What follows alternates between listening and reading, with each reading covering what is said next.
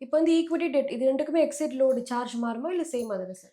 ஈக்விட்டிக்கு வந்து ஆமா 2க்குமே வந்து அந்த சார்ஜஸ் அப்படிங்கிறது மாறும் அது. So okay. டெட்ட பொறுத்தவரைக்கும் வந்து உங்களுக்கு கம்மியான எக்ஸிட் லோட் இருக்கும். பங்குச்சந்தை சார்ந்த மியூச்சுவல் ஃபண்ட் அப்படின்னு வரும்பொழுது, அதோட எக்ஸிட் லோட் அப்படிங்கிறது கொஞ்சம் ஜாஸ்தியா இப்ப இருக்கும். நான் வந்து ஒரு மந்த்லி 3000 இன்வெஸ்ட் பண்றேன். ஒரு 10 மந்த்துக்கு இன்வெஸ்ட் பண்றேன். ஸோ இதுக்கப்புறம் நான் வந்து வித்ட்ரா பண்றேன் அப்டின்னா, எவ்வளோ எக்ஸிட்ல சார் போகும்?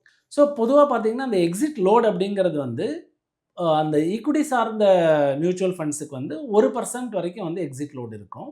ஓகே. இந்த 1% அப்படிங்கிறது வந்து என்ன அப்படின்னா, அன்னைக்கு மார்க்கெட் விலையில உங்கள இப்ப நீங்க ரூ. 3000 நீங்க மாசம் மாசம் இன்வெஸ்ட் ம். பண்ணியிருக்கீங்க. 10 மாசம் முதலீடு பண்ணியிருக்கீங்க அப்படின்னா, 10 மாசம் வந்து முதலீடு பண்ண தொகை வந்து 30,000. ம்.